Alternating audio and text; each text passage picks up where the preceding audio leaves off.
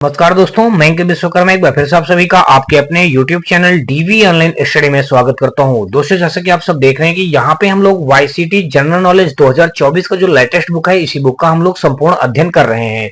दोस्तों, इस बुक को आपको बता दूं कि इस बुक का हम लोग जो पढ़ रहे हैं इस समय पे मॉडर्न हिस्ट्री यानी कि आधुनिक इतिहास पढ़ रहे हैं। दोस्तों, आधुनिक इतिहास का इस समय पे जो दोस्तों हम पार्ट पढ़ रहे हैं, दोस्तों पार्ट नंबर हमारा 25वां होगा और इस पार्ट में टोटल हम लोग 1435 नंबर से लेकर के 1510 नंबर तक के क्वेश्चनों को बहुत ही सिंपल और सरल तरीके से हल करना सीखेंगे। दोस्तों, आपको बता दूं कि इस पार्ट में हम लोग 3 अध्याय के बारे में पढ़ेंगे। देखिए, पहला अध्याय जो हमारा यहाँ पढ़े चलेगा 35वां अध्याय ब्रिटिश कालीन प्रमुख इमारत के बारे में हम लोग पढ़ेंगे। दूसरा अध्याय 36वां दिया गया स्वतंत्रता के बाद का भारत, हम लोग इसके बारे में पढ़ेंगे। तीसरा दिया गया है 37वां आधुनिक इतिहास एवं विविध के बारे में हम लोग पढ़ेंगे। तो दोस्तों, कहीं ना कहीं आपको बता दूं कि ये वीडियो और ये सीरीज और ये बुक हमारी दोस्तों जो है ये रेलवे भर्ती से रिलेटेड सभी प्रकार के एग्जामों के लिए बेहद ही महत्वपूर्ण एवं रामबाण साबित होगा।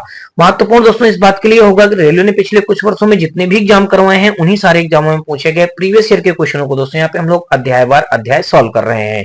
तो कहीं ना कहीं आने वाले रेलवे एग्जामों के लिए दोस्तों ये वीडियो और ये सीरीज और ये बुक हमारी बेहद ही महत्वपूर्ण होगी। तो दोस्तों, आप हमारे WhatsApp channel, Telegram channel, WhatsApp group से जुड़ सकते हैं। इसका लिंक दोस्तों आपको हमारी इसी वीडियो के डिस्क्रिप्शन पे मिल जाएगा, जहां से आप लोग आसानी से जुड़ सकते हैं। ग्रुप में जुड़ने से आपको ढेरों प्रकार के बेनिफिट मिलेंगे। जैसे कि दोस्तों आपको बता दूं कि सबसे पहले आपको आपके द्वारा किसी भी प्रकार के डाउटेड आपको भेजा जाता है तो उसका सोल्यूशन दिया जाएगा। इसके साथ साथ दोस्तों हर रोज का करंट अफेयर आपको हमारे ग्रुप में मिलता रहेगा। इसके अलावा दोस्तों आपको बता दूं कि जो यहाँ पे क्लास होती है दोस्तों, इस क्लास नोट्स का हल सहित पीडीएफ आपको मिलेगा। इसके अलावा दोस्तों आपको किसी भी प्रकार की कोई भी बुक चाहिए तो उन सभी बुकों का फ्री ऑफ कॉस्ट पीडीएफ भी आपको हमारे ग्रुप से मिल जाएगा। और दोस्तों, वीडियो कैसा लगा आप अपनी राय और सुझाव में कमेंट सेक्शन में कमेंट करके बताएं। और दोस्तों, यदि वीडियो का कोई भी पार्ट थोड़ा सा भी पसंद आए तो आप हमारे वीडियो को लाइक करिएगा, अपने दोस्तों में ज्यादा से ज्यादा शेयर करिएगा। साथ में दोस्तों यदि आप चैनल पे पहली बार आए हो तो चैनल को सब्सक्राइब कर घंटी जरूर दबा लीजिएगा। तो चलिए दोस्तों, स्टार्ट करते हैं हम लोग आज अपना मॉडर्न हिस्ट्री यानी कि इसका मॉडर्न हिस्ट्री का पार्ट 25वां का पहला क्वेश्चन दोस्तों देख लीजिएगा हमारा ये रहा। दोस्तों देख लीजिएगा यहाँ पे मॉडर्न हिस्ट्री का हम लोग जो 35वां चैप्टर पढ़ने जा रहे हैं दोस्तों, यहाँ पे ब्रिटिश कालीन प्रमुख इमारत के बारे में जानेंगे। और दोस्तों यहाँ पे देख लीजिएगा हमारा पहला क्वेश्चन जो इससे रिलेटेड दिया गया है, कहा गया है कि डाट और रानी मैरी की 1911 में भारत की यात्रा के दौरान अपोलो बंदरगाह पर उनके आगमन की स्मृति में गेटवे ऑफ इंडिया का निर्माण किया था। दोस्तों, कौन सा गेटवे ऑफ इंडिया का निर्माण किसने करवाया था? देखिए, कहा गया कि डाट यानी कि कौन से व्यक्ति जो थे वो रानी मैरी की 1911 में भारत की यात्रा के दौरान अपोलो बंदरगाह पर उनके आगमन की स्मृति में गेटवे ऑफ इंडिया का निर्माण करवाया गया था। तो ये दोस्तों हमारा देख लीजिएगा King George fourth, King George 5वें, किंग जॉर्ज 6वें, किंग जॉर्ज 3rd। तो दोस्तों आपको बता दूं कि यहाँ पे जो हो जाएगा किंग जॉर्ज 5वें, यहाँ पे जो 5th लिखा हुआ है देख लीजिएगा बी ऑप्शन किंग जॉर्ज 5वें, ये हमारा इस क्वेश्चन का राइट आंसर हो जाएगा। तो 1435 का दोस्तों देखा जाएगा तो विकल्प नंबर हमारा बी के साथ क्वेश्चन राइट हो जाएगा। आपको दोस्तों बता दूं कि किंग जॉर्ज 5वें रानी मैरी की 1911 में भारत यात्रा के दौरान उनके आगमन में उनकी स्मृति में गेटवे ऑफ इंडिया का निर्माण कराया था। इसका निर्माण वास्तुकार जॉर्ज विटेट ने किया था। देखिए, इस निर्माण वास्तुकार, देखिए यहाँ पे जो गेटवे ऑफ इंडिया का निर्माण किसने किया था, देख लीजिएगा यहाँ पे लिख दीजिएगा गेटवे ऑफ इंडिया के वास्तुकार। देखिए, गेटवे ऑफ इंडिया के वास्तुकार कौन थे दोस्तों? इसके वास्तुकार थे जॉर्ज विटेट। क्या थे दोस्तों? जॉर्ज विटेट थे। तो यहाँ पे आगे आप क्या लिख देंगे? जॉर्ज विटेट थे इसके वास्तुकार। ठीक है भाई, ये हो गया। अब दोस्तों अगर और इनके बारे में कुछ जानेंगे तो यह स्थान दोस्तों कहाँ पे है? ये मुंबई में अपोलो बंदरगाह क्षेत्र में अरब सागर के बंदरगाह पर स्थित बड़ा सा द्वार है जिसकी ऊंचाई 26 मीटर 85 फीट है। यानी दोस्तों ये कहाँ पे है? मुंबई में अपोलो बंदरगाह के क्षेत्र में दोस्तों अरब सागर के बंदरगाह पर स्थित एक बड़ा सा द्वार है। ठीक है ना। चलिए अगला क्वेश्चन दोस्तों देख लीजिएगा। यहाँ पे हम लोग देखेंगे 1436 नंबर, और इस क्वेश्चन में कहा है कि निम्नलिखित में से किस इमारत का निर्माण प्रथम विश्व युद्ध में बलिदान देने वाले अविभाजित भारत के सैनिकों के युद्ध स्मारक के रूप में किया गया था? देखिए 4 ऑप्शन दिए गए हैं, लाल किले का Lahori gate, India gate, gateway of India, Buland Darwaza. तो दोस्तों आपको बता दूं कि यहाँ पे कह रहा प्रथम विश्व युद्ध में बलिदान देने वाले अविभाजित भारत के सैनिकों के युद्ध स्मारक के रूप में किया गया था। तो वो किया गया था दोस्तों इंडिया गेट का किया गया था। तो 1400 यहाँ पे 36 का देखेंगे तो विकल्प नंबर हमारा बी के साथ क्वेश्चन राइट हो जाएगा। दोस्तों आपको बता दूं कि प्रथम विश्व युद्ध के दौरान शहीद हुए सैनिकों की स्मृति में इंडिया गेट बनवाया गया था। देखिए यह बात आपको समझ में आ गई। इसमें लिखा भी देखिए, प्रथम विश्व युद्ध में बलिदान देने वाले अविभाजित भारत के सैनिकों के स्मारक के रूप में इंडिया गेट बनवाया गया था। क्या बनवाया गया था दोस्तों? India gate. और इंडिया गेट का निर्माण दोस्तों कब हुआ था? देखिए अगर यहाँ पे निर्माण की बात की जाए तो इंडिया गेट की निर्माण हुआ था दोस्तों 1931 ईस्वी में हुआ था। अब पूरा मतलब 1931 ईस्वी में बनकर के पूरा हो गया था।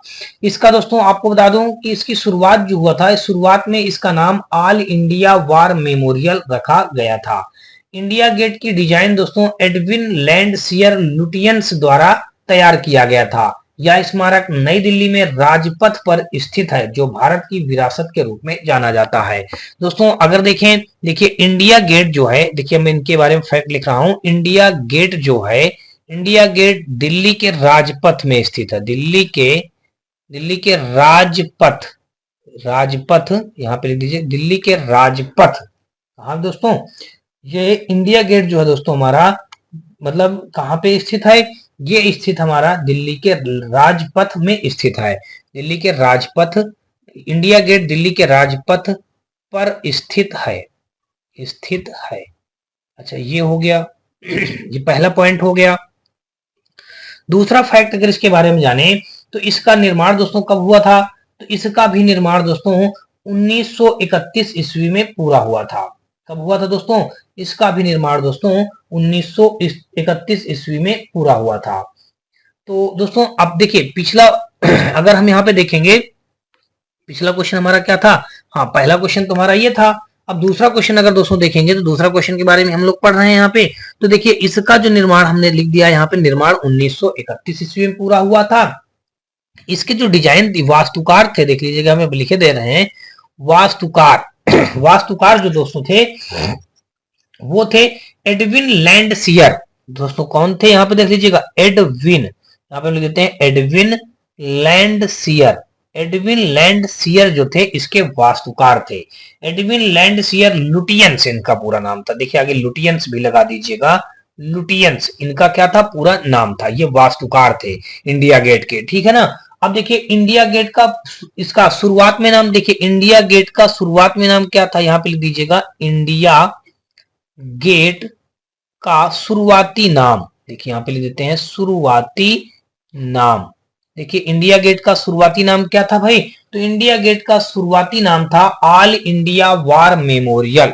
यहाँ पे देख लीजिए क्या था? ऑल इंडिया, देखिए हमने क्या लिख दिया? All India war memorial. यहाँ पे लिख दीजिएगा वार, आगे लिख दीजिएगा memorial, memorial. All India war memorial इसका पुराना नाम था। दोस्तों आपको बता दूं कि ये भारत की विरासत के रूप में जाना जाता है। अगला दोस्तों देख लीजिएगा, हम यहाँ फैक्ट लिखे दे रहे हैं, यह भारत की विरासत के रूप में जाना जाता है। यह भारत की विरासत के रूप में, आगे लिख दीजिएगा, जाना जाता है। तो ये इससे रिलेटेड कुछ फैक्ट हो गए दोस्तों। आपने यहाँ पे समझ लिया, जान लिया कि इससे रिलेटेड कुछ फैक्ट जो थे हमने लिख के दिखा दिया। चलिए अगला क्वेश्चन दोस्तों देख लीजिएगा। यहाँ पे 1437 नंबर में कहा गया है कि अवध के इनमें से किस नवाब ने लखनऊ में बड़ा इमामबाड़ा का निर्माण करवाया था? तो वो दोस्तों हमारे कौन हो जाएंगे? देखिए अवध के इनमें से, यहाँ पे लिखा अवध के इनमें से किस नवाब ने लखनऊ में इमामबाड़ा का निर्माण करवाया था? आसफ उद दौला, आसिफ जाह मिर्जा, सुजा उद दौला, यामिन उद दौला। तो दोस्तों ये जो दिया गया है ए ऑप्शन में आसफ उद दौला हमारा इस क्वेश्चन का राइट आंसर हो जाएगा। तो 1437 का देखेंगे तो विकल्प नंबर हमारा ए के साथ क्वेश्चन राइट हो जाएगा। तो बड़ा इमामबाड़ा लखनऊ में स्थित है दोस्तों। इसे भूल भुलैया भी कहा जाता है। देखिए यहाँ पे हम लिख देते हैं पहला फैक्ट, बड़ा इमाम बाड़ा, यहाँ पे हम देंगे बड़ा इमाम बाड़ा। बड़ा इमाम बाड़ा को भूल भुलैया भी कहा जाता है। भूल भुलैया, भूल भुलैया आगे तो सुन ले दीजिएगा भी कहा जाता है। कहा आगे ले दीजिएगा जाता है। देखिए बड़ा इमाम बाड़ा को भूल भुलैया भी कहा जाता है। यह लखनऊ में स्थित है। दोस्तों यहाँ पे लिख दीजिएगा यह, आगे देखिए क्वेश्चन में लिखा भी है यह लखनऊ शहर में स्थित है। लखनऊ शहर में स्थित है। दोस्तों देख लीजिएगा लखनऊ को नवाबों का शहर भी कहा जाता है। लखनऊ को नवाबों का शहर भी कहा जाता है, ठीक है ना।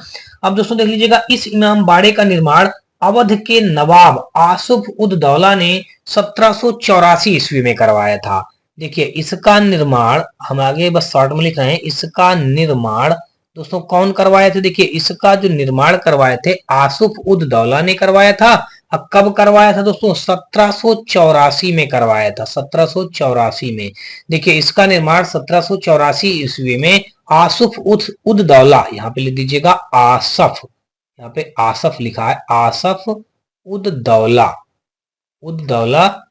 ने कराया। आसफ उद दौला ने कराया, ठीक है।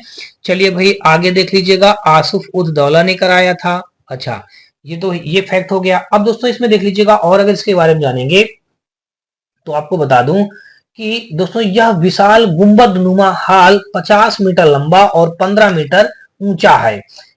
यह ईरानी निर्माण शैली में बना है। इस इमामबाड़े में एक आसबी मस्जिद भी है। यह ईरानी निर्माण शैली में बना है। दोस्तों देख लीजिएगा एक फैक्ट यहाँ पे पढ़ लीजिएगा, यह ईरानी, यहाँ पे लिखेंगे यह ईरानी निर्माण शैली में बना है। ईरानी निर्माण, यहाँ पे लिखेंगे ईरानी निर्माण शैली में बना है।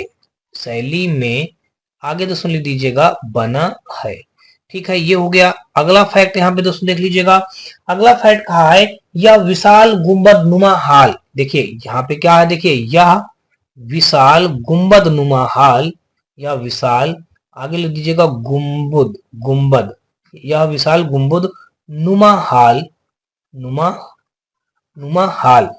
हाल है, ठीक है। 50 मीटर लंबा और 15 मीटर ऊंचा। देखिए 50 मीटर, यहाँ पे आगे हम लिख देते हैं 50 मीटर लंबा और 15 मीटर ऊंचा। देखिए 15 मीटर आगे हम लिख देंगे ऊंचा। तो ये बात हो गई दोस्तों, यहाँ पे देख लीजिएगा ये इससे रिलेटेड कुछ फैक्ट हमारे हो गए। अगला दोस्तों देख लीजिएगा क्वेश्चन हमारा दिया गया है 1438 नंबर में कहा है कि वर्ष डाट से नई दिल्ली स्थित मैसूर स्मारक इंडिया गेट पर अमर जवान ज्योति अखंड रूप से प्रज्वलित है। तो ये दोस्तों आपको बता दूं कि वर्ष कौन से वर्ष में दोस्तों, ये 1771 में, वर्ष 1771 में नई दिल्ली स्थित मशहूर स्मारक इंडिया गेट पर अमर जवान ज्योति अखंड रूप से प्रज्वलित है। ये दोस्तों हमारा 1971 जो दिया गया दोस्तों देख लीजिएगा बी ऑप्शन पे। तो यहाँ पे 1971 का हमारा 1438 का देखेंगे तो विकल्प नंबर बी के साथ क्वेश्चन राइट हो जाएगा। दोस्तों आपको बता दूं कि 3 दिसंबर 1971 से 16 दिसंबर 1971 तक पूर्वी पाकिस्तान को पाकिस्तान के अत्याचारों से मुक्त करने के लिए भारत का पाकिस्तान के साथ सैन्य टकराव हुआ था, जिसके फलस्वरूप एक नए देश के रूप में बांग्लादेश का गठन हुआ।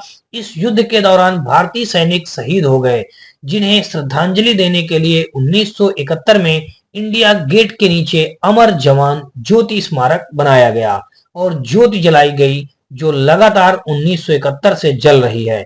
इस स्मारक का उद्घाटन इंदिरा गांधी द्वारा 26 जनवरी 1972 को किया गया था। ये इसका मेन फैक्ट था दोस्तों। चलिए अगला क्वेश्चन दोस्तों देख लीजिएगा 1439 नंबर, और 1439 नंबर में कहा है कि 1971 युद्ध के दौरान शहीद होने वाले सैनिकों की याद में अमर जवान ज्योति इंडिया गेट के पास जलती है। दोस्तों क्या जलती है, भारत चीन, भारत पाक चीन, भारत पाक, भारत वर्मा। तो दोस्तों यहाँ पे भारत और पाकिस्तान, ये भारत पाक हमारा जलती है। ये दोस्तों यहाँ पे लिख दीजिएगा 1971 भारत पाक युद्ध के दौरान शहीद होने वाले सैनिकों की याद में अमर जवान ज्योति इंडिया गेट के पास जलती है। ये हमारा 1439 का देखेंगे विकल्प नंबर हमारा सी के साथ ये क्वेश्चन राइट हो जाएगा। आगे दोस्तों देख लीजिएगा 1440 नंबर, और यहाँ पे दिया गया है कि मुंबई में स्थित गेटवे ऑफ इंडिया का निर्माण डॉट डॉट का स्वागत करने हेतु कराया गया था। मुंबई में स्थित क्या, गेटवे ऑफ इंडिया का निर्माण डॉट डॉट का स्वागत करने हेतु कराया गया था। देखिए यहाँ पे 4 ऑप्शन दिए गए हैं। अभी इस क्वेश्चन को आप पढ़ चुके हैं, मैंने आपको इस क्वेश्चन में बताया भी है कि मुंबई में स्थित गेटवे ऑफ इंडिया का निर्माण किसके स्वागत करने हेतु कराया गया था। तो दोस्तों किंग जॉर्ज पंचम के स्वागत हेतु इनका ये निर्माण करवाया गया था। तो देखेंगे 1440 का, तो गेटवे ऑफ इंडिया भारत का प्रवेश द्वार है दोस्तों। ये भारत के मुंबई शहर के दक्षिण में समुद्र तट पर स्थित एक स्मारक है। इस स्मारक को दिसंबर 1911 में अपोलो बंदरगाह मुंबई में ब्रिटिश सम्राट जॉर्ज पंचम और रानी मैरी के प्रथम आगमन की याद में बनाया गया था। दोस्तों देख लीजिएगा किसके किसके, किंग जॉर्ज पंचम यहाँ पे लिखा है, आगे लिख दीजिएंगे किंग जॉर्ज। देखिए यहाँ पे हम क्या बनाना चाहिए, किंग जॉर्ज पंचम। देखिए किंग जॉर्ज पंचम और दोस्तों किसके, और रानी मैरी के प्रथम आगमन पर, और यहाँ पे लिख दीजिएगा और रानी मैरी के प्रथम आगमन पर, यहाँ पे लिखिए प्रथम आगमन पर उनके स्वागत हेतु दोस्तों यहाँ पे बनाया गया था। तो ये दोस्तों देख लीजिएगा किंग जॉर्ज पंचम हमारा ए ऑप्शन पे मौजूद है। तो 1440 का विकल्प नंबर हमारा ए के साथ क्वेश्चन राइट हो जाएगा। कहीं कहीं अगर किंग जॉर्ज पंचम न लिखा मिल जाए, रानी मैरी भी लिखा मिल जाए, तो भी आप रानी मैरी को टिक करेंगे और आगे बढ़ जाएंगे। जैसे देख लीजिएगा ये 2 व्यक्ति आए थे, किंग जॉर्ज पंचम और रानी मैरी आई थी, तो इन्हीं के स्वागत के उपलक्ष्य में मुंबई में दोस्तों गेटवे ऑफ इंडिया का निर्माण करवाया गया था। तो यहाँ पे दोस्तों देख लीजिएगा, यहाँ पे रानी मैरी तो दिया नहीं गया, तो यहाँ पे किंग जॉर्ज पंचम दिया, तो किंग जॉर्ज पंचम को हमने टिक कर दिया। आगे दोस्तों देख लीजिएगा 1441 नंबर, और यहाँ पे कहा गया है कि भारत में किंग जॉर्ज पंचम और क्वीन मैरी के स्वागत के लिए 1911 में गेटवे ऑफ इंडिया को पारंपरिक डॉट डॉट शैली में बनाया गया था।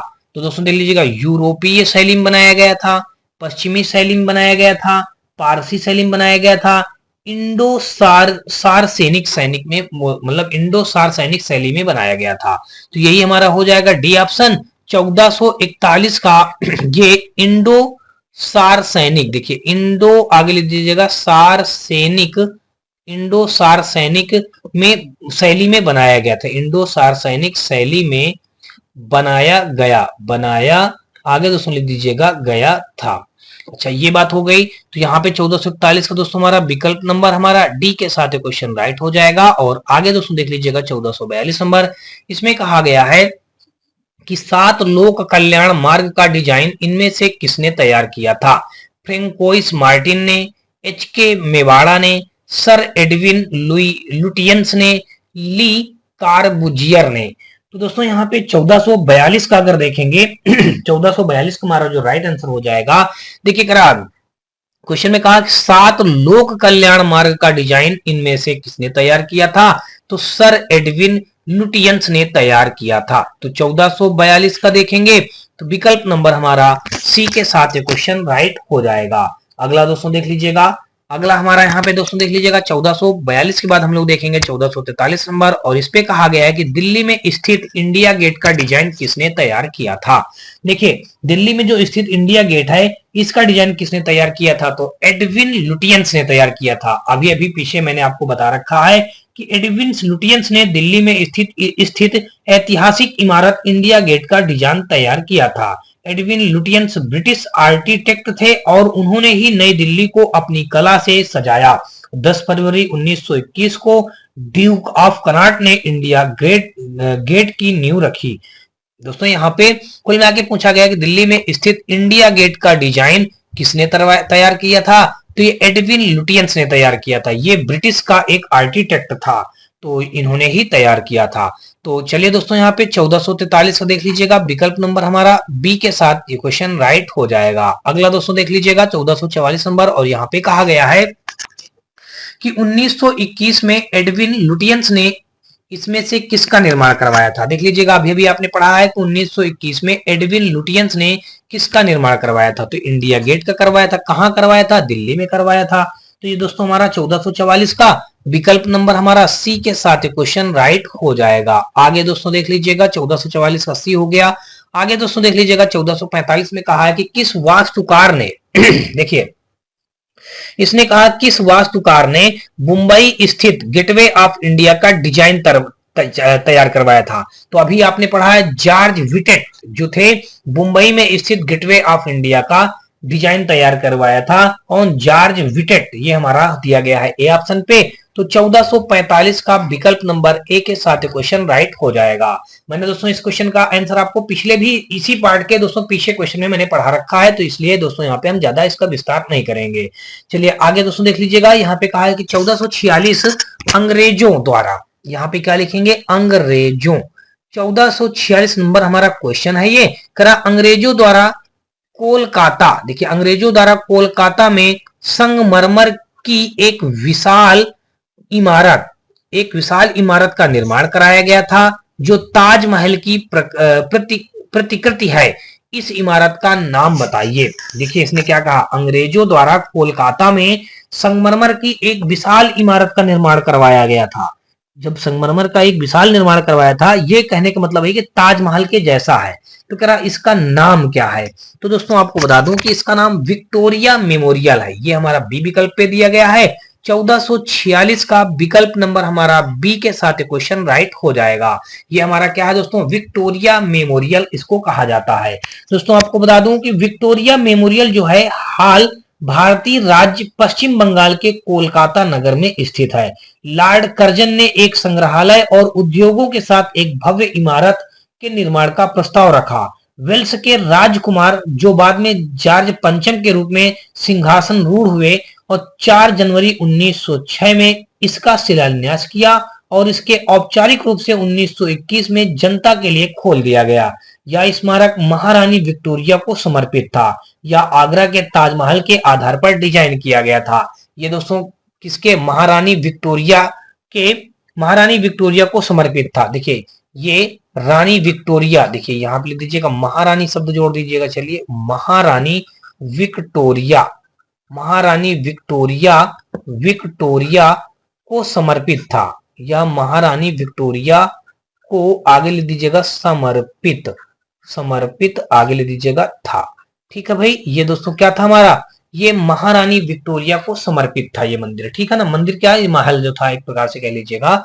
यहाँ पे हमारा बी विकल्प राइट हो जाएगा। और आगे दोस्तों देख लीजिएगा 1447 नंबर कहा है कि प्रसिद्ध पर्यटक आकर्षण यहाँ पे लगाना चाहिए। प्रसिद्ध पर्यटक आकर्षण विक्टोरिया मेमोरियल डॉट में है। तो दोस्तों ये कहाँ है? हमारा पश्चिम बंगाल में है। दोस्तों देख लीजिएगा हमारा पश्चिम बंगाल यानी कोलकाता में है। तो ये हमारा दोस्तों देख लीजिएगा 1447 का अगर आप देखेंगे तो अभी सीधे आप पीछे क्वेश्चन वाले में पढ़े हैं। ये हमारा प्रसिद्ध पर्यटक आकर्षण विक्टोरिया मेमोरियल कहाँ पे स्थित है? ये हमारा पश्चिम बंगाल के कोलकाता शहर में स्थित है। विकल्प नंबर हमारा 1447 का देखेंगे दोस्तों तो बी के साथ क्वेश्चन राइट हो जाएगा। और अगला दोस्तों देख लीजिएगा 1448 नंबर, और यहाँ पे कहा गया कि भारत के उस स्थान का नाम बताइए जहां शून्य मील का पत्थर देखा जा सकता है जिसमें बलुआ पत्थर से बने 4 घोड़ों युक्त एक स्तंभ की आकृति बनी है। देखिए भोपाल है, सूरत है, इटारसी है या फिर दोस्तों नागपुर है। दोस्तों आपको बता दूं कि ये जो हमारा है नागपुर हो जाएगा। क्या हो जाएगा दोस्तों? नागपुर हो जाएगा।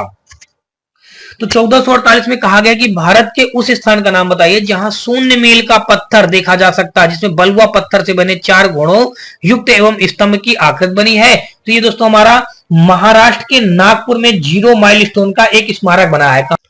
तो दोस्तों यहाँ पे हमारा क्या हो जाएगा? ये नागपुर हमारा कहाँ है? महाराष्ट्र में है दोस्तों। कहाँ है? महाराष्ट्र। ठीक है, तो ये हमारा दोस्तों इस क्वेश्चन का जो राइट आंसर हो जाएगा 1448 का विकल्प नंबर डी के साथ क्वेश्चन राइट हो जाएगा। देखिए ये कह रहा है जहां शून्य मील का पत्थर देखा जा सकता है और जिसमें बलुआ पत्थर से बने 4 घोड़ों युक्त एक स्तंभ की आकृति बनी हुई है। दोस्तों ये महाराष्ट्र के नागपुर में है।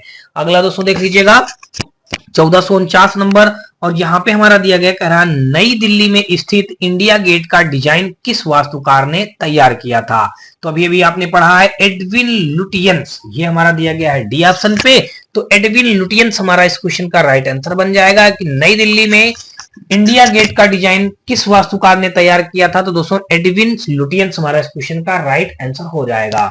दोस्तों अब देखिए, तो कुल मिलाकर दोस्तों देखेंगे 1449 का हमारा विकल्प नंबर यहाँ पे डी के साथ क्वेश्चन राइट हो गया। और अगला दोस्तों देख लीजिएगा 1450 नंबर, और इस पे कहा गया है कि नई दिल्ली में स्थित भारतीय संसद भवन की रचना की डाट डाट द्वारा तैयार किया गया था। कारण नई दिल्ली में भारतीय संसद भवन की रचना को डाट डाट द्वारा तैयार किया गया था। किसके द्वारा तैयार किया गया था? सर एडविन लुटियंस और सर हर्बर्ट बेकर द्वारा तैयार किया गया था। फिर कहा गया ड्यूक ऑफ कनाट के द्वारा, सर जॉन आर्चर और सर एडवर्ड बार्टले द्वारा, सर क्लाड बार्टले और सर जॉन बेग। तो दोस्तों आपको बता दूं कि नई दिल्ली में जो भारतीय संसद भवन की रचना की गई थी तो वो सर एडविन लुटियंस के द्वारा और हर्बर्ट बेकर के द्वारा तैयार किया गया था। तो 1450 का देखेंगे तो विकल्प नंबर हमारा ए के साथ क्वेश्चन राइट हो जाएगा। अगला दोस्तों देख लीजिएगा, और अगला हमारा यहाँ पे दोस्तों देख लीजिएगा 1450 के बाद 51 नंबर में दिया गया है कि नई दिल्ली में स्थित भारतीय संसद भवन की रचना को डाट डाट द्वारा तैयार किया गया था। तो दोस्तों देख लीजिएगा वही क्वेश्चन हमारा फिर यहाँ से मिल गया, सर एडविन लुटियंस और सर हर्बर्ट बेकर द्वारा, यानी कि 1450 का देखेंगे तो विकल्प नंबर हमारा ए के साथ क्वेश्चन राइट हो गया। 1451 दोस्तों देख लीजिएगा यहाँ पे नहीं दिया गया, यानी कि यहाँ पे मिसप्रिंट हुआ है रखने पे। और आगे दोस्तों देख लीजिएगा 1452 नंबर में कहा गया है कि राष्ट्रीय युद्ध स्मारक का निर्माण करने का प्रस्ताव है। दोस्तों क्या प्रस्ताव? राष्ट्रीय युद्ध स्मारक का निर्माण करने का प्रस्ताव क्या है? मध्य प्रदेश है, श्रीनगर है, नई दिल्ली है, या फिर दोस्तों मुंबई है। तो यहाँ पे दोस्तों देखेंगे 1452 का जो हमारा हो जाएगा वो हो जाएगा नई दिल्ली। विकल्प नंबर हमारा 1452 का सी के साथ क्वेश्चन राइट हो जाएगा। दोस्तों आपको बता दूं कि राष्ट्रीय युद्ध स्मारक नई दिल्ली स्थित इंडिया गेट के समीप सी हेक्सागन में बनाया गया है। ये दोस्तों नई दिल्ली में किसके पास है? दोस्तों ये नई दिल्ली में इंडिया गेट के समीप, देखिए ये कह रहा राष्ट्रीय युद्ध स्मारक का निर्माण, तो ये दोस्तों इंडिया गेट, देखिए यहाँ पे लिख दीजिएगा इंडिया गेट के समीप, इंडिया गेट, इंडिया आगे दोस्तों लिख दीजिएगा इंडिया गेट के समीप, इंडिया गेट के समीप दोस्तों कहाँ पे?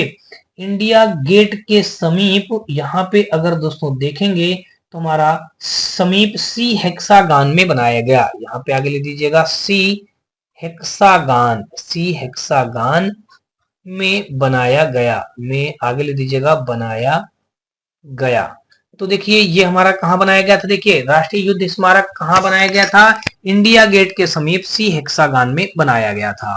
तो नई दिल्ली हमारे इस क्वेश्चन का राइट आंसर हो जाएगा। और आगे दोस्तों देख लीजिएगा, कह रहा विक्टोरिया टर्मिनल, जिसे अब छत्रपति साहू जी टर्मिनल कहा जाता है, का निर्माण डाट डाट में किया गया था।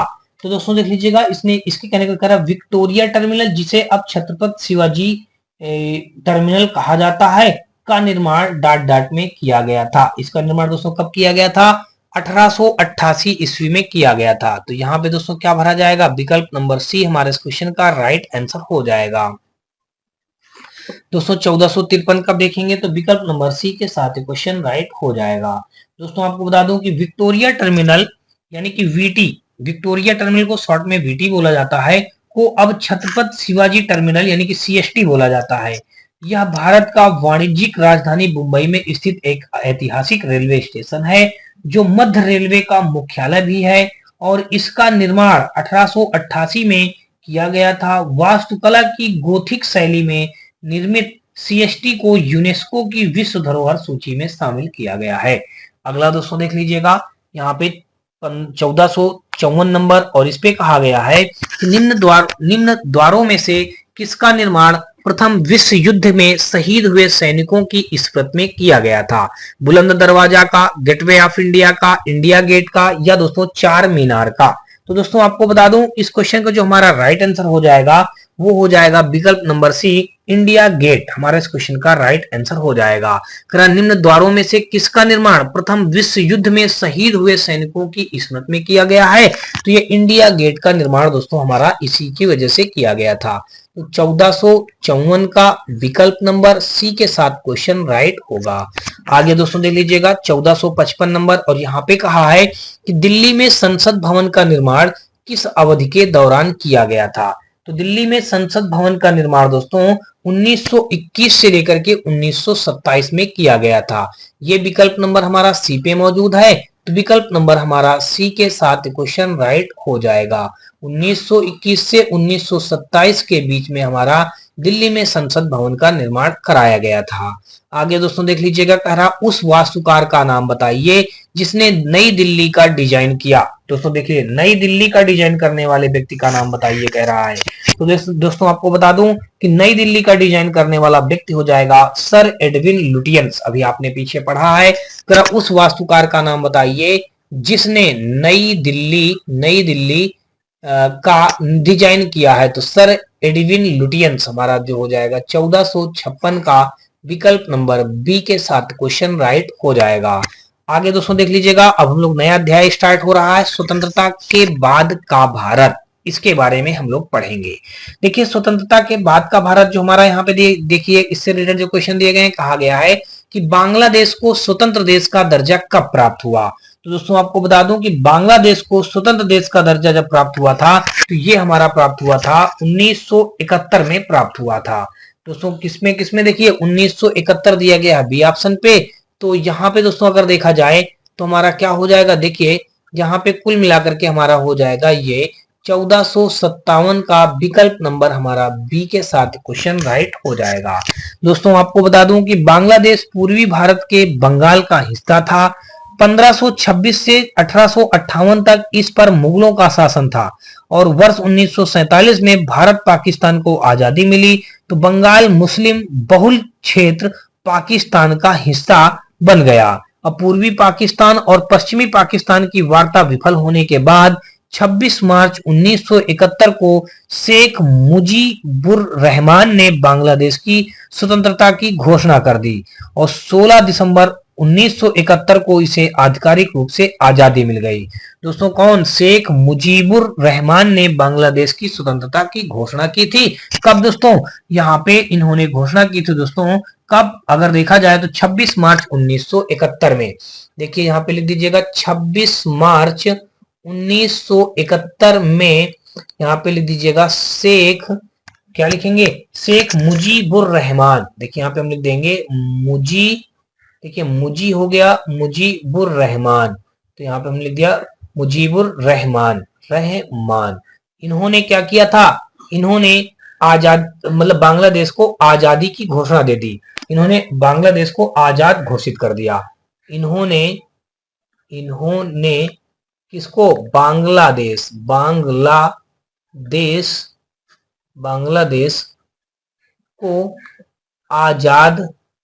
बांग्लादेश को आजाद घोषित किया या आजाद घोषित कर दिया, ये लिख दीजिएगा, ठीक है ना, घोषित किया। चलिए भाई अगला क्वेश्चन दोस्तों देख लेते हैं। और यहाँ पे कहा है कि भारत और पाकिस्तान के बीच 1960 में हुई सिंधु जल संधि IWT पर किस शहर में हस्ताक्षर किए गए थे। तो दोस्तों ये हमारा कराची में हस्ताक्षर किया गया था। विकल्प नंबर दोस्तों देख लीजिएगा सी में कराची दिया गया है, तो 1458 का विकल्प नंबर सी के साथ क्वेश्चन राइट हो जाएगा। भारत और पाकिस्तान के बीच 1960 में हुई सिंधु जल संधि पर किस शहर में हस्ताक्षर हुए थे, तो दोस्तों कराची में हस्ताक्षर हुए थे। अगला दोस्तों देख लीजिएगा 1459 नंबर, और यहाँ पे कहा है कि स्वतंत्रता के समय ब्रिटिश भारत में डाट रियासतें शामिल थी। स्वतंत्रता के समय ब्रिटिश भारत में दोस्तों 565 रियासतें शामिल थी, तो 1459 का विकल्प नंबर बी के साथ क्वेश्चन राइट हो जाएगा। आगे दोस्तों देख लीजिएगा, यहाँ पे दिया गया है 1460 नंबर, और इसमें कहा है कि 1985 का असम समझौता 1985 में नई दिल्ली में आसू यानी कि ऑल असम स्टूडेंट यूनियन के नेताओं के बीच हस्ताक्षरित समझौता हुआ था। देखिए किसके बीच में, चरण सिंह, इंदिरा गांधी, राजीव गांधी, वीवी गिरी। तो 1460 का दोस्तों देखेंगे तो विकल्प नंबर जो हमारा दिया गया है सी इस क्वेश्चन का राइट आंसर हो जाएगा। आगे दोस्तों देख लीजिएगा, हमारा 1460 का विकल्प नंबर सी के साथ क्वेश्चन राइट हो जाएगा। यहाँ पे देखिए 1461 नंबर हमारा दिया गया है। इस पे कहा गया है कि अहिंसा के माध्यम से सामाजिक, आर्थिक एवं राजनीतिक परिवर्तन लाने के लिए प्रदान किए जाने वाले गांधी शांति पुरस्कार का सृजन किस वर्ष में किया गया था? अहिंसा के माध्यम से सामाजिक, आर्थिक एवं राजनीतिक परिवर्तन लाने के लिए प्रदान किए जाने वाले गांधी शांति पुरस्कार का सृजन किस वर्ष में किया गया था? तो 1461 का दोस्तों देखेंगे तो विकल्प नंबर हमारा हो जाएगा 1995 में ऐसा किया गया था। तो 1461 का विकल्प नंबर हमारा सी के साथ क्वेश्चन राइट हो जाएगा। देखिए, गांधी शांति पुरस्कार भारत सरकार द्वारा स्थापित एक वार्षिक पुरस्कार था जिसे 1995 से प्रदान किया जा रहा था। इस पुरस्कार की स्थापना 1955 में महात्मा गांधी की 125वीं जयंती पर की गई थी। यह पुरस्कार अहिंसा के माध्यम से सामाजिक, आर्थिक और राजनीतिक परिवर्तन लाने वाले लोगों की पहचान करने हेतु स्थापित किया गया था। यह पुरस्कार सभी व्यक्तियों के लिए खुला है, चाहे उनकी राष्ट्रीयता, नस्ल, भाषा, पंथ या लिंग कोई भी हो। तो ये दोस्तों हमारा कुल मिला के 1995 में ऐसा किया गया था। आगे दोस्तों देख लीजिएगा 1462 नंबर, और यहाँ पे कहा है कि ऑपरेशन विजय निम्नलिखित में से किस युद्ध में संबंधित है? दोस्तों ऑपरेशन विजय जो हमारा था कारगिल युद्ध 1919 में संबंधित है। ये पेपर में अक्सर क्वेश्चन पूछा जाता है, इसको आप ध्यान में रखिएगा। ऑपरेशन विजय जो हमारा दोस्तों है ये कारगिल युद्ध हमारा 1999। ये विकल्प नंबर हमारा डी के साथ क्वेश्चन राइट हो जाएगा। भारत पाकिस्तान कारगिल युद्ध का कोड नाम ... था। देखिए, भारत पाकिस्तान कारगिल युद्ध का कोड नाम दोस्तों कह रहा क्या था? ऑपरेशन विजय ही नाम था। इसका क्या नाम था दोस्तों? ऑपरेशन विजय। देखिए, अभी आपने जो पीछे क्वेश्चन पढ़ा है ना, देख लीजिएगा, यहाँ पे कह रहा है ऑपरेशन विजय निम्न में से किस युद्ध से संबंधित था? तो कारगिल युद्ध 1999 से संबंधित था। और ये युद्ध दोस्तों किनके बीच में हुआ था? भारत और पाकिस्तान के बीच में हुआ था। और यही दोस्तों हमारा ऑपरेशन विजय कोड से नाम से जाना जाता था। तो 1463 का विकल्प नंबर बी के साथ क्वेश्चन राइट हो जाएगा। अगला दोस्तों देख लीजिएगा 1464 नंबर, और यहाँ पे कहा है कि निम्नलिखित में से किन नेताओं ने ताशकंद समझौते पर हस्ताक्षर किए हैं या किए थे? ताशकंद कह रहा निम्नलिखित में से किन नेताओं ने ताशकंद समझौते पर हस्ताक्षर किए हैं? तो दोस्तों लाल बहादुर शास्त्री और अयूब खान ने ताशकंद समझौते पर हस्ताक्षर किया था। विकल्प नंबर जो सी हमारा दिया गया है ये राइट आंसर हो जाएगा। लाल बहादुर शास्त्री और अयूब खान ये दिया गया है सी ऑप्शन पे। तो 1464 का विकल्प नंबर सी के साथ क्वेश्चन राइट बन जाएगा। आगे दोस्तों देख लीजिएगा 1465 नंबर, और इस पे कहा है कि किस भारत पाक युद्ध के बाद ताशकंद घोषणा हुई थी? करा किस भारत पाक युद्ध के बाद ताशकंद घोषणा हुई थी? तो 1465 का दोस्तों देखेंगे तो विकल्प नंबर जो हमारा बी दिया गया है 1965, इसी में हमारा इसका ताशकंद भारत पाक युद्ध के बीच ताशकंद घोषणा 1965 ईस्वी में हुई थी। विकल्प नंबर यहाँ पे देखेंगे तो हमारा बी के साथ क्वेश्चन राइट हो जाएगा। अगला दोस्तों देख लीजिएगा, और अगला हमारा यहाँ पे 1465 के बाद हम लोग देखेंगे 1466 नंबर, और यहाँ पे कहा गया है कि 1972 का शिमला समझौता 1972 का शिमला समझौता इंदिरा गांधी और डाट के बीच हस्ताक्षरित किया गया था।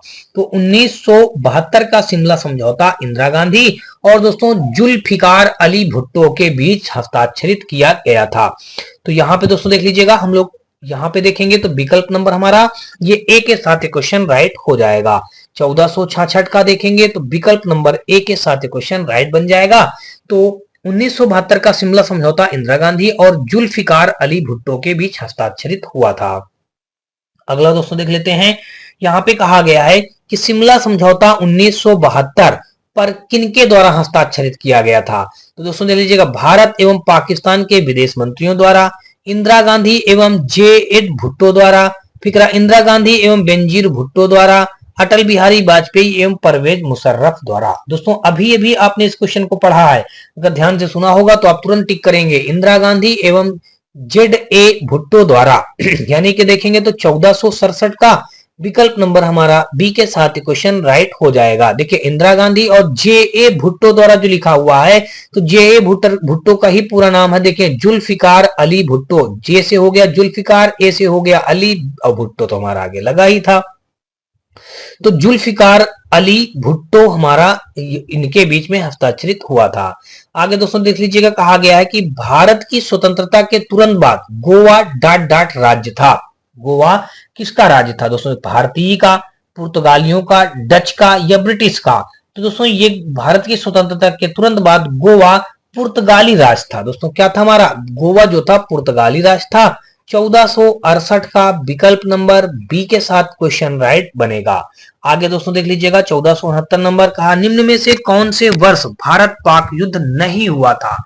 करा इनमें से कौन से वर्ष में भारत और पाकिस्तान के बीच युद्ध नहीं हुआ था? तो 1962 में अगर देखेंगे तो भारत और पाकिस्तान के बीच युद्ध नहीं हुआ था, यानी कि 1469 का देखेंगे तो ये हमारा विकल्प नंबर बी के साथ क्वेश्चन राइट हो जाएगा। 1470 नंबर पे आ जाइए और यहाँ पे कहा है कि 1971 से पहले भारत पाकिस्तान युद्ध किस वर्ष हुआ था? देखिए फिर समझ लीजिएगा, अगर 1971 से पहले भारत पाकिस्तान युद्ध किस वर्ष हुआ था?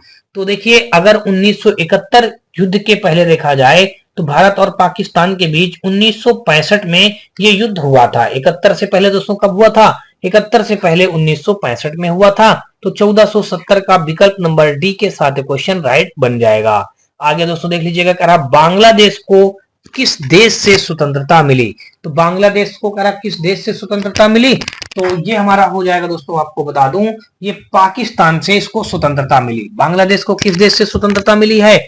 पाकिस्तान से स्वतंत्रता मिली है। 1471 का विकल्प नंबर हमारा सी के साथ क्वेश्चन राइट बन जाएगा। और आगे दोस्तों देख लीजिएगा, हमारा दिया ये गया है, इस पे कहा है कि कौन से साल बांग्लादेश एक स्वतंत्र संसदीय लोकतंत्र बन गया था? तो बांग्लादेश दोस्तों 10 जनवरी 1972 को बांग्लादेश स्वतंत्र संसदीय लोकतंत्र हमारा बन गया था। कब दोस्तों? 10 जनवरी 1972। तो देखिए जनवरी 1972 ये दिया गया है, तो इसकी एग्जैक्ट डेट दोस्तों हमारी है 10 जनवरी 1972। इस क्वेश्चन का राइट आंसर बन जाएगा। ये दिया गया है दोस्तों हमारा 1472 का विकल्प नंबर बी के साथ क्वेश्चन राइट बन जाएगा। आगे दोस्तों देख लीजिएगा, यहाँ पे कहा है कि भारत चीन युद्ध इनमें से किस वर्ष में हुआ था? यानी कि भारत और चीन के बीच युद्ध कह रहा कौन से वर्ष हुआ था? तो 1962 में भारत और चीन के बीच युद्ध हुआ था। तो 1473 का विकल्प नंबर हमारा ए के साथ क्वेश्चन राइट हो जाएगा। दोस्तों आपको बता दूं कि भारत चीन युद्ध 1962 में हुआ था। 20 अक्टूबर 1962 को चीनी सेनाओं ने भारत सेना पर आक्रमण कर दिया था और चीनी सेना ने सीमा पार कर भारतीय क्षेत्र में घुस गई और 10,000 वर्ग मील भूभाग पर कब्जा कर लिया। और 9 नवंबर 1962 को भारतीय प्रधानमंत्री ने अमेरिकी राष्ट्रपति केनेडी तथा ब्रिटिश सरकार से सैनिक सहायता की मांग की। परिणाम स्वरूप चीन ने पश्चिमी यूरोपीय शक्तियों से टकराव के भय से भारतीय सीमा के अग्रिम क्षेत्रों से अपनी सेनाएं हटा ली और अप्रत्याशित रूप से 21 नवंबर 1962 को चीन ने एक पक्षीय युद्ध विराम की घोषणा कर दी थी। तो यहाँ पे अगर देखेंगे तो 1473 का विकल्प नंबर हमारा ए के साथ क्वेश्चन राइट हो जाएगा। आगे दोस्तों देख लीजिएगा 1974 नंबर देखेंगे भाई, यहाँ पे हमारा दिया गया, कहा गया कि भारत और पाकिस्तान के बीच युद्ध विराम रेखा को नियंत्रण रेखा एलओसी में कब परिवर्तित किया गया? तो सन 1972 में परिवर्तित किया गया था। देख लीजिएगा, यहाँ कह रहा है कि भारत और पाकिस्तान के बीच युद्ध विराम रेखा यानी नियंत्रण रेखा एलओसी कब पारित किया गया था? तो 1972 में पारित किया गया था। ये हमारा 1474 का विकल्प नंबर बी के साथ क्वेश्चन राइट बन जाएगा। आगे दोस्तों देख लीजिएगा, और अगला यहाँ पे नया अध्याय स्टार्ट हो रहा है दोस्तों, देख लीजिएगा 37वां आधुनिक इतिहास और विविध के बारे में यहाँ पे हम लोग पढ़ेंगे। मॉडर्न हिस्ट्री एंड मिसलेनियस के बारे में हम लोग पढ़ेंगे। दोस्तों ये हिस्ट्री हमारा खत्म होने वाला है, इसके बाद हमारा एक पार्ट और बचेगा, इससे हमारा हिस्ट्री हम लोग पूरी पढ़ चुके हैं इस बुक का। इसके बाद दोस्तों जो भी आपको पढ़ना है, ज्योग्राफी या इकोनॉमिक्स या पॉलिटी, इनमें से आप मुझे बताइएगा, मैं आपको वो स्टार्ट करके स्टार्टिंग कर दूंगा। कहा गया देखिए यहाँ पे कि आधुनिक इतिहास विविध के बारे में पहला क्वेश्चन दिया गया है कि भारतीय सिविल सेवा में शामिल होने वाले पहले भारतीय कौन थे? बिहारी लाल गुप्ता थे, सुरेंद्र नाथ बनर्जी थे, सत्येंद्र नाथ टैगोर थे या रमेश दत्त थे? तो 1475 का दोस्तों देखेंगे तो विकल्प नंबर जो हमारा दिया गया है सी पे, यही हमारे इस क्वेश्चन का राइट आंसर हो जाएगा, यानी कि सी सत्येंद्र नाथ टैगोर। भारतीय सिविल सेवा में शामिल होने वाले पहले भारतीय कौन थे? तो सत्येंद्र नाथ टैगोर जी थे। ये हमारा दोस्तों आपको बता दूं कि गुरुदेव रविंद्रनाथ टैगोर ने मतलब रविंद्रनाथ टैगोर के भाई सत्येंद्र नाथ टैगोर थे, ठीक है ना। भारतीय सिविल सेवा में शामिल होने वाले प्रथम भारतीय थे। उन्होंने 1863 में सिविल सेवा परीक्षा में सफलता प्राप्त की थी। 3 वर्ष बाद 4 अन्य भारतीयों ने इस परीक्षा में सफलता प्राप्त की थी। तो ये सत्येंद्र नाथ टैगोर दोस्तों कौन थे? ये रविन्द्रनाथ टैगोर जी के भाई थे, जिन्होंने ये पहली बार सिविल सेवा में इन्होंने अपनी पढ़ाई के दम पे यहाँ पे मतलब एग्जाम को पास किया था।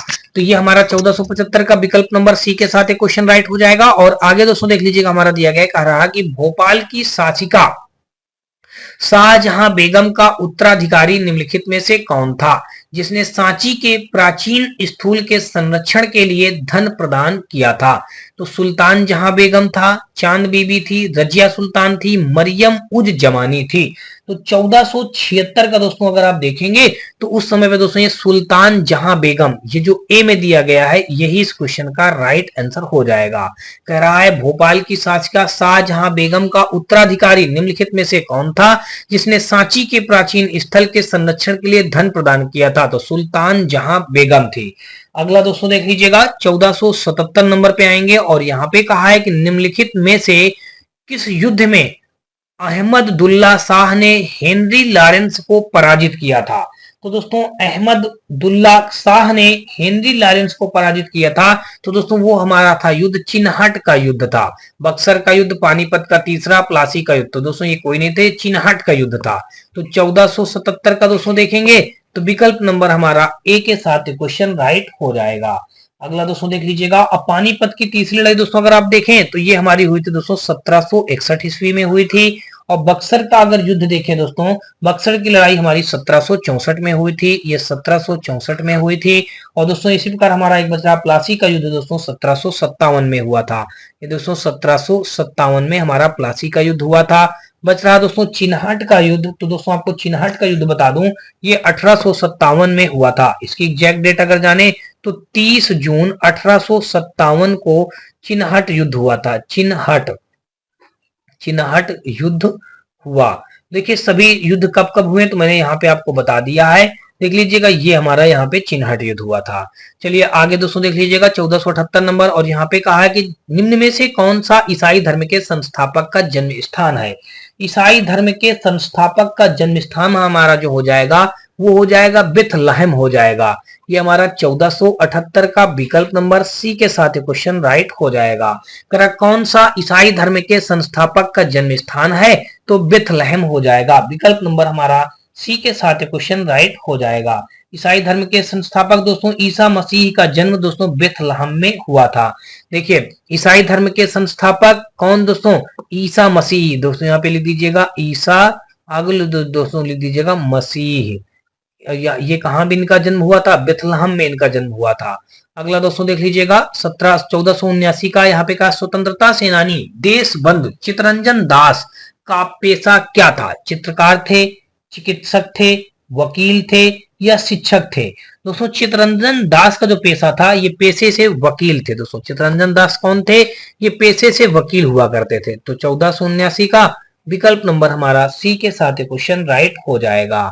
अगला दोस्तों देख लीजिएगा 1480 नंबर और यहाँ पे कहा है कि missionaries of charity mother Teresa द्वारा डाट में स्थापित एक कैथोलिक धार्मिक धर्म संगति है। दोस्तों क्या है? तो आपको बता दूं दोस्तों यहाँ पे missionaries of charity mother Teresa द्वारा 1950 में, कब दोस्तों? 1950 में स्थापित एक कैथोलिक धार्मिक धर्म संगति है। तो 1950 यहाँ पे भरा जाएगा। क्या भरा जाएगा? 1480 का दोस्तों देखेंगे तो विकल्प नंबर 1950 सी पे मौजूद है। तो सी के साथ क्वेश्चन हमारा राइट हो जाएगा। तो नेक्स्ट क्वेश्चन दोस्तों देख लीजिएगा और अगला क्वेश्चन दोस्तों हमारा देख लीजिएगा, ये दिया गया है दोस्तों यहाँ पे हमारा 1481 नंबर पे दिया गया, कहा गया कि निम्न में से कौन सा विषय कालिक संश्लेषण की अवधारणा की व्याख्या करने का प्रयास करता है? तो दोस्तों देख लीजिएगा यहाँ पे 4 ऑप्शन दिए गए हैं। कह रहा दर्शन, दूसरा दिया गया है नृविज्ञान, भू आकृति विज्ञान और इतिहास। तो दोस्तों 1481 का अगर आप देखेंगे तो विकल्प नंबर यहाँ पे हमारा जो दिया गया है इतिहास, यही इस क्वेश्चन का राइट आंसर बन जाएगा। अगला दोस्तों देख लीजिएगा और अगला हमारा यहाँ पे दोस्तों देख लीजिएगा दिया ये गया है, इस पे कहा गया। तो दोस्तों यहाँ पे हमारा 1481 का विकल्प नंबर डी के साथ क्वेश्चन राइट हो जाएगा। और अगला दोस्तों देख लीजिएगा 1482 नंबर और यहाँ पे कहा गया है कि देश में 562 रियायतों की एकीकृत करके भारत के राजनीतिक एकीकरण का श्रेय किस हस्ती को दिया जाता है? वल्लभ भाई झावेर भाई पटेल को, जवाहरलाल नेहरू को, लाल बहादुर शास्त्री को, सुभाष चंद्र बोस को। तो 1482 का अगर दोस्तों देखेंगे तो विकल्प नंबर जो ए दिया गया है वल्लभ भाई झावेर भाई पटेल, यहाँ पे 1482 का विकल्प नंबर ए के साथ क्वेश्चन राइट हो जाएगा। दोस्तों आपको बता दूं कि देश के 562 रियासतों को एकीकृत करके भारत में राजनीतिक एकीकरण का श्रेय वल्लभ भाई झावेर भाई पटेल को दिया जाता है। अगला दोस्तों देख लीजिएगा, और यहाँ पे हमारा कहा गया कि इसमें से कौन 1934 में स्थापित कांग्रेस सोशलिस्ट पार्टी के संस्थापकों में से एक थे? दोस्तों देख लीजिएगा, जतीन्द्र नाथ दास, खान अब्दुल गफ्फर खान, जयप्रकाश नारायण या दोस्तों ज्योतिबा फुले। तो 1483 का देखेंगे तो विकल्प नंबर जो सी दिया गया है जयप्रकाश नारायण हमारा इस क्वेश्चन का राइट आंसर हो जाएगा। आगे दोस्तों देख लीजिएगा, और यहाँ पे हमारा दिया गया है, देख लीजिएगा, कहा है कि भारत में प्रथम स्थलाकृति सर्वेक्षण किसने शुरू किया था? नैन सिंह ने शुरू किया था, मेजर जेम्स रेनेल ने शुरू किया था, विलियम लैम्बटन ने शुरू किया था, कर्नल अलेक्जेंडर ने शुरू किया था। तो दोस्तों आपको बता दूं कि ये भारत में प्रथम स्थलाकृतिक सर्वेक्षण किसने शुरू किया था? तो मेजर जेम्स रेनल ने शुरू किया था। दोस्तों आपको बता दूं ये इसका गठन दोस्तों कब हुआ था? इसका गठन 1767 ईस्वी में हुआ था। इसका गठन दोस्तों स्थलाकृत सर्वेक्षण किसने शुरू किया था? देखिए इसका गठन अगर यहाँ पे लिख दें, देखिए गठन इसका कब हुआ था? 1767 ईस्वी में इसका गठन हुआ था। तो यहाँ पे देखेंगे तो 1484 का विकल्प नंबर हमारा बी के साथ क्वेश्चन राइट हो जाएगा। अगला दोस्तों देख लीजिएगा, यहाँ पे हमारा 1485 नंबर में दिया गया, कह रहा है कि पहला एंग्लो वर्मा युद्ध कब हुआ था? देखिए पहला एंग्लो वर्मा युद्ध जो दोस्तों हुआ था वो हमारा दोस्तों 1824 से 1826 के मध्य हुआ था। यानी कि यहाँ पे देखेंगे हमारा तो कुल मिलाकर 1485 का विकल्प नंबर हमारा सी कह रहा पहला एंग्लो वर्मा युद्ध कब हुआ था? तो ये हुआ था दोस्तों हमारा 1485 का 1824 से 1826 के मध्य में हुआ था। दोस्तों आपको बता दूं कि इस युद्ध का मुख्य कारण वर्मा राज्य की सीमाओं का ब्रिटिश साम्राज्य के आसपास तक फैल जाना। इस युद्ध का अंत दोस्तों 1826 में यानडबू की संधि से हुआ था। देखिए इस युद्ध का अंत अगर लिख दें, इस युद्ध का अंत दोस्तों कब हुआ था? अंत दोस्तों हुआ था 1826 ईस्वी में यानडबू। कौन दोस्तों? यानडबू की संधि से हुआ था। यानडबू, यहाँ पे लिख दीजिएगा, यानडबू की संधि से हुआ था इस युद्ध का अंत।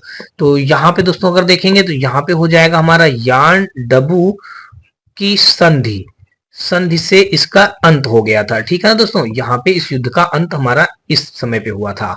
अगला दोस्तों देख लीजिएगा, और यहाँ पे हमारा दिया गया, कहा गया कि निम्नलिखित में से कौन सा विकल्प सुमेलित नहीं है? स्वराज दल दोस्तों किसने बनाया था? CR दास। तो दोस्तों ये बात सही कह रहा है। फिर कह रहा वैज्ञानिक समाज, दोस्तों वैज्ञानिक समाज MN राय, ये भी सही कह रहा है। सुमेलित नहीं है, जो गलत वाला हमको बताना है। भूदान आंदोलन विनोबा भावे ने किया, सही है। वेद समाज घरालू नायडू, ये दोस्तों गलत दिया गया है। यहाँ पे वेद समाज दोस्तों दिया है केशव चंद्र सेन ने दिया है। ये जो घरालू नायडू गलत है, यहाँ पे हो जाना चाहिए दोस्तों केशव चंद्र सेन हो जाएगा। केशव चंद्र सेन हमारा इस क्वेश्चन का राइट आंसर बन जाएगा। तो 1486 का देखेंगे तो विकल्प नंबर हमारा डी के साथ क्वेश्चन राइट हो जाएगा। और अगला दोस्तों देख लीजिएगा 1487 नंबर, और यहाँ पे हमारा दिया गया, कहा गया कि देशों के इनमें से किस युग्म में दो पक्षीय प्रणाली है? चीन और दक्षिण कोरिया। फिर कह रहा है श्रीलंका और भूटान, भारत और पाकिस्तान, संयुक्त राज्य अमेरिका और यूनाइटेड किंगडम। तो कह रहा है देशों के इनमें से किस युग्म में दो पक्षीय प्रणाली है? तो दो पक्षीय प्रणाली दोस्तों संयुक्त राज्य अमेरिका और यूनाइटेड किंगडम हमारा हो जाएगा।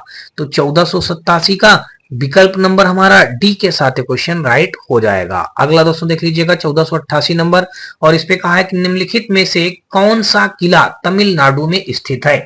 तो तमिलनाडु में कौन सा किला स्थित है दोस्तों? मनोरा का किला हमारा तमिलनाडु में स्थित है। ये 1488 का विकल्प नंबर हमारा ए के साथ क्वेश्चन राइट हो जाएगा। दोस्तों इसका निर्माण की अगर बात कर ली जाए, देखिए किसके निर्माण की बात, यही मनोरा के किला की निर्माण की बात कर ली जाए तो 1814 से लेकर के 1815 तक में इसका निर्माण हुआ था। तो ये बात आपको समझ में आ चुकी होगी। इसके निर्माता दोस्तों मराठा शासक सरफोजी द्वितीय थे। देखिए यहाँ पे इसके मराठा शासक देखिए मराठा शासक सरफोजी, यहाँ पे आगे ले दीजिएगा सरफोजी आगे ले दीजिएगा दोस्तों द्वितीय थे। यानी कि इसका निर्माण दोस्तों 1814 से 1815 में हुआ था। और मराठा शासक, यहाँ पे क्या है हमारा मराठा शासक सरफोजी द्वितीय ने इसका निर्माण करवाया था। तो यहाँ पे दोस्तों इसका द्रविड़ शैली से इसका निर्माण हुआ था। किसमें? द्रविड़ शैली में इसका निर्माण हुआ था। तो ये बात आपको समझ में आ गई। चलिए अगला दोस्तों देख लीजिएगा, यहाँ पे हमारा अगला दिया गया है क्वेश्चन पे, यहाँ पे देख लीजिएगा दिया गया है 1889 नंबर और इस पे कहा गया है कि किस स्वतंत्रता सेनानी ने मुंडक उपनिषद से लिए गए शब्द सत्यमेव जयते को लोकप्रिय बनाया था। तो दोस्तों ये हमारे कौन हो जाएंगे? ये हमारे मदन मोहन मालवीय जी हो जाएंगे। इन्होंने ही मुंडक उपनिषद से लिए गए शब्द सत्यमेव जयते को लोकप्रिय बनाया था। तो ये हमारा कौन हो जाएगा दोस्तों? यहाँ पे हमारा ये 1489 का विकल्प नंबर दोस्तों हो जाएगा ए के साथ क्वेश्चन राइट हो जाएगा। तो यहाँ पे मदन मोहन मालवीय ने मुंडक उपनिषद से लिए गए सत्यमेव जयते शब्द को लोकप्रिय बनाया था। और सत्यमेव जयते शब्द भारत का एक राष्ट्रीय आदर्श वाक्य भी है दोस्तों, ठीक है, जिसका अर्थ है सत्य की सदैव विजय होती है। यह भारत के राष्ट्रीय प्रतीक के नीचे देवनागरी लिपि में अंकित है। चलिए अगला दोस्तों देख लीजिएगा 1490 नंबर और यहाँ पे हमारा कहा गया है कि इनमें से किसने लाल कुर्ती आंदोलन चलाया था। देखिए लाल कुर्ती आंदोलन कौन चलाए थे? खान अब्दुल गफ्फर खान, जेबी कृपलानी, मौलाना अब्दुल कलाम आजाद, शौकत अली। तो दोस्तों यहाँ पे लाल कुर्ती आंदोलन चलाने वाले व्यक्ति का नाम है खान अब्दुल गफ्फर खान, यानी कि 1490 का ए विकल्प के साथ क्वेश्चन राइट हो जाएगा। आगे दोस्तों देख लीजिएगा 1491 नंबर, इसमें कहा है खुदाई खिदमतगार नामक संगठन के सदस्य किस नाम से लोकप्रिय थे? लाल कुर्ती नाम से, नीली कुर्ती, काली कुर्ती, हरी कुर्ती। तो दोस्तों खुदाई खिदमतगार नामक संगठन के सदस्य किस नाम से प्रसिद्ध थे? तो लाल कुर्ती नाम से प्रसिद्ध थे। दोस्तों अभी पीछे आपने पढ़ा है, विकल्प नंबर ए के साथ क्वेश्चन राइट हो जाएगा। चलिए दोस्तों अगला क्वेश्चन यहाँ पे हम लोग देख लेते हैं, यानी कि 1491 के बाद अगर हम दोस्तों देखें 1492 नंबर और यहाँ पे कहा गया है कि इंडियन सिविल सर्विस में पदभार ग्रहण करने वाले पहले भारतीय कौन थे? श्यामजी कृष्ण शर्मा थे, हरिभाई पटेल थे, सत्येंद्र नाथ टैगोर थे, लक्ष्मीकांत झा थे। तो यहाँ पे जो हो जाएगा इंडियन सिविल सर्विस में पदभार ग्रहण करने वाले प्रथम भारतीय सत्येंद्र नाथ टैगोर थे। ये रविन्द्रनाथ टैगोर के भाई थे। दोस्तों ये हमारा कौन हो जाएगा? सत्येंद्र नाथ टैगोर। इनका चयन 1863 ईस्वी में हुआ था इंडियन सिविल सर्विसेज एक्ट में।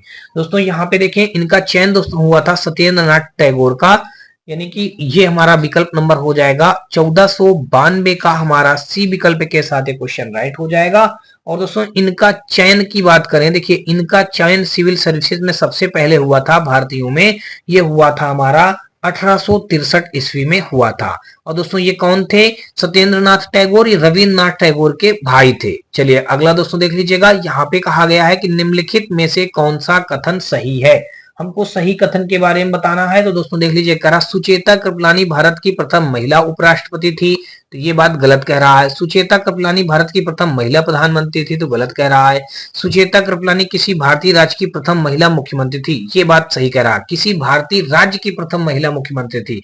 और सुचेता कृपलानी भारत की प्रथम महिला राष्ट्रपति थी, तो ये भी गलत कह रहा है। तो विकल्प नंबर अगर दोस्तों देखेंगे तो 1493 का विकल्प नंबर हमारा सी के साथ क्वेश्चन राइट हो जाएगा। यानी कि 1493 का दोस्तों देखेंगे तो विकल्प नंबर हमारा सी के साथ क्वेश्चन राइट हो जाएगा। दोस्तों आपको बता दूं कि सुचेता कृपलानी काशी हिंदू विश्वविद्यालय में इतिहास की लेक्चरर थी। ये दोस्तों क्या थी? ये दोस्तों लिख दीजिएगा, ये काशी हिंदू विश्वविद्यालय, काशी हिंदू विश्वविद्यालय, विश्व आगे हम लिख देंगे विद्यालय, काशी हिंदू विश्वविद्यालय की इतिहास लेक्चरार थी। किसकी दोस्तों? इतिहास की लेक्चरार थी, इतिहास की लेक्चरार थी। ये बात आपको समझ में आ गई। इनका वर्ष 1936 में कांग्रेस के वरिष्ठ नेता आचार्य जेबी कृपलानी से विवाह हुआ था। इनका कांग्रेस के वरिष्ठ नेता आचार्य जेबी कृपलानी के साथ इनका विवाह हुआ था। उन्होंने आचार्य विनोबा भावे के नेतृत्व में व्यक्तिगत सत्याग्रह में हिस्सा लिया और जेल गई। वह उत्तर प्रदेश के विधानसभा में सदस्य तथा बाद में लोकसभा की सदस्य भी रही। वर्ष 1963 में वह उत्तर प्रदेश की मुख्यमंत्री बनी, जो भारत की पहली महिला मुख्यमंत्री थी। यानी कि ये कहाँ की मुख्यमंत्री बनी थी दोस्तों? ये यूपी की मुख्यमंत्री बनी थी। कब? ये बनी थी 1963 में बनी थी। 1963 में ये यूपी की पहली महिला मुख्यमंत्री बनी थी। अगला दोस्तों देख लीजिएगा 1494 नंबर, और यहाँ पे हमारा दिया गया है, कहा गया कि यंग बंगाल आंदोलन किसने शुरू किया था? यंग बंगाल आंदोलन दोस्तों, इसको शुरू करने वाले हो जाएंगे हेनरी विवियन डेरोजियो। ये विकल्प नंबर सी पे दिया गया है, तो 1494 का विकल्प नंबर हमारा सी के साथ क्वेश्चन राइट हो जाएगा। अगला कहा गया है कि कहा जाता है कि 1906 में भारत का प्रथम राष्ट्रीय ध्वज डाट डाट में फहराया गया है। कहा जाता है कि 1906 में भारत का प्रथम राष्ट्रीय ध्वज डाट डाट में फहराया जाता है। तो दोस्तों कहाँ फहराया जाता है? कोलकाता में फहराया जाता है। तो 1495 का विकल्प नंबर हमारा सी के साथ क्वेश्चन राइट हो जाएगा। तो अगला दोस्तों देख लीजिएगा, यहाँ पे दोस्तों हमारा अगला क्वेश्चन दिया गया है, कहा गया है कि 20वीं शताब्दी के पहले दशक के दौरान किस स्थान को भारतीय राष्ट्रवाद या तंत्रिका केंद्र माना जाता है? बंगाल को, बिहार को, उत्तर प्रदेश को, या फिर दोस्तों मद्रास को? तो ये हो जाएगा 20वीं शताब्दी के पहले दशक के दौरान किस स्थान को भारतीय राष्ट्रवाद का तंत्रिका केंद्र माना जाता है? तो बंगाल को माना जाता है। 1496 का विकल्प नंबर ए के साथ क्वेश्चन राइट हो जाएगा। और अगला दोस्तों देख लीजिएगा, कहा गया है यहाँ पे इंडियन लीग की स्थापना 1875 में कलकत्ता में डाट डाट द्वारा की गई थी। इंडियन लीग की स्थापना कलकत्ता में किसके द्वारा की गई थी? तो शिशिर कुमार घोष ने किया था इसकी स्थापना। शिशिर कुमार घोष दोस्तों देख लीजिएगा, हमारा दिया गया है बी ऑप्शन पे। तो 1497 का देखेंगे तो विकल्प नंबर बी के साथ क्वेश्चन राइट हो जाएगा। अगला दोस्तों देख लीजिएगा, और यहाँ पे हमारा अगला क्वेश्चन यहाँ पे दोस्तों देख लीजिएगा दिया ये गया है। इस पे कहा गया है कि उस व्यक्ति का नाम बताइए जिसे 1815 में भारत का पहला सर्वेयर जनरल नियुक्त किया गया था। ओटोमन है, वर्नियर है, अबुल फजल है, कालिन मैकेंजी है। तो दोस्तों 1498 का जो हमारा एक कालिन मैकेंजी है, यही इस क्वेश्चन का राइट आंसर हो जाएगा। इन्होंने ही क्या किया था कि 1815 में भारत का पहला सर्वेयर जनरल नियुक्त किया गया था कालिन मैकेंजी को। तो विकल्प नंबर यहाँ पे डी के साथ क्वेश्चन राइट हो जाएगा। और अगला दोस्तों देख लीजिएगा 1499 में हमारा दिया ये गया है। इस पे कहा गया है कि निम्नलिखित में से किसने पाकिस्तान के गठन की मांग का विरोध किया था? देखिए, पाकिस्तान के गठन के मांग का विरोध करने वाले जो व्यक्ति हो जाएंगे, खान अब्दुल गफ्फर खान हो जाएंगे। 1499 का विकल्प नंबर हमारा सी के साथ क्वेश्चन राइट हो जाएगा। इन्होंने, खान अब्दुल गफ्फर खान ने मुस्लिम लीग द्वारा पाकिस्तान के गठन की मांग का सदैव विरोध किया है। विदित है कि खान अब्दुल गफ्फर खान एक महान राजनेता थे जिन्होंने भारत के स्वतंत्रता संग्राम में भाग लिया और अपने कार्य और निष्ठा के कारण सरहदी गांधी यानी कि सीमांत गांधी, बाचा खान तथा बादशाह खान के नाम से प्रसिद्ध हुए थे। खान अब्दुल गफ्फर खान के वर्ष 1929 में खुदाई खिदमतगार आंदोलन की शुरुआत की थी इन्होंने, खान अब्दुल गफ्फर खान ने।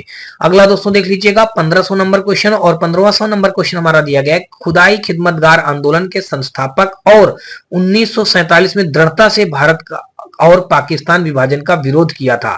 तो अभी आपने पढ़ा है खान अब्दुल गफ्फर खान हो जाएंगे। तो 1500 नंबर का क्वेश्चन हमारा सी के साथ क्वेश्चन राइट हो जाएगा। अगला दोस्तों देख लीजिएगा, और अगला क्वेश्चन हमारा दोस्तों देख लीजिएगा ये रहा। तो यहाँ पे 1501 नंबर क्वेश्चन पे देख लीजिएगा, यहाँ पे दिया गया, कहा गया है कि किस व्यक्ति को बादशाह खान के नाम से जाना जाता है? इसमें कहा गया है किस व्यक्ति को बादशाह खान के नाम से जाना जाता है? तो मोहम्मद अली जिन्ना को, अबुल कलाम आजाद को, खान अब्दुल गफ्फर खान को, खान अब्दुल वली खान को। तो बादशाह खान के नाम से जाने जाने वाले व्यक्ति का नाम हमारा खान अब्दुल गफ्फर खान, यानी कि 1501 का देखेंगे तो विकल्प नंबर हमारा सी के साथ क्वेश्चन राइट हो जाएगा। अगला दोस्तों देख लीजिएगा, कहा है कि फ्रंटियर गांधी के नाम से किसे बुलाया जाता है? तो फ्रंटियर गांधी के नाम से बुलाए जाने वाले व्यक्ति का नाम हमारा हो जाएगा खान अब्दुल गफ्फर खान। यही हमारा फ्रंटियर गांधी के नाम से बुलाए जाते थे, यानी कि विकल्प नंबर हमारा बी के साथ क्वेश्चन राइट हो जाएगा। अगला दोस्तों देख लीजिएगा 1503 नंबर, और यहाँ पे कहा है कि सीमांत गांधी किसे कहा जाता है? देखिए, सीमांत गांधी किसे कहा जाता है, ये भी हमारा सीमांत गांधी भी खान अब्दुल गफ्फर खान को कहा जाता है। 1503 का विकल्प नंबर सी के साथ क्वेश्चन राइट हो जाएगा। अगला दोस्तों देख लीजिएगा 1504 नंबर, कहा गया कि 1946 में भारत में अंतरिम सरकार बनाने के लिए लॉर्ड वेवेल ने किसे आमंत्रित किया था। तो लॉर्ड वेवेल ने दोस्तों 1546 में सरकार बनाने के लिए किसको आमंत्रित किया था, तो जवाहरलाल नेहरू जी को आमंत्रित किया था। 1504 का विकल्प नंबर ए के साथ क्वेश्चन राइट हो जाएगा। 2 सितंबर 1946 को भारत में अंतरिम सरकार बनाने के लिए लॉर्ड वेवेल ने जवाहरलाल नेहरू जी को आमंत्रित किया था। चलिए अगला क्वेश्चन दोस्तों देख लीजिएगा, और यहाँ पे हमारा 1505 नंबर पे दिया गया है, कहा गया कि डॉट डॉट ब्रिटिश की ग्रीष्मकालीन राजधानी थी। तो ब्रिटिश की ग्रीष्मकालीन राजधानी हमारी शिमला हुआ करती थी दोस्तों। क्या होती थी, शिमला। ये दिया गया है सी ऑप्शन पे। तो 1505 का विकल्प नंबर हमारा सी के साथ क्वेश्चन राइट हो जाएगा। अगला दोस्तों देख लीजिएगा, हमारा दिया गया है 1505 के बाद हम देखेंगे 1506 नंबर, और यहाँ पे कहा है कि स्वतंत्र पार्टी के संस्थापक निम्नलिखित में से कौन थे। सी राजगोपालचारी थे, वल्लभ भाई पटेल थे। स्वतंत्र पार्टी के संस्थापक निम्नलिखित में से कौन थे, तो यही हमारे हो जाएंगे सी राजगोपालचारी हो जाएंगे। 1506 का विकल्प नंबर ए के साथ क्वेश्चन राइट बनेगा। अगला दोस्तों देख लीजिएगा, और दोस्तों अगर देखेंगे हमारा यहाँ पे 1507 नंबर पे दिया गया, कहा गया कि डॉट डॉट शताब्दी से भारत में आधुनिक काल की शुरुआत मानी जाती है।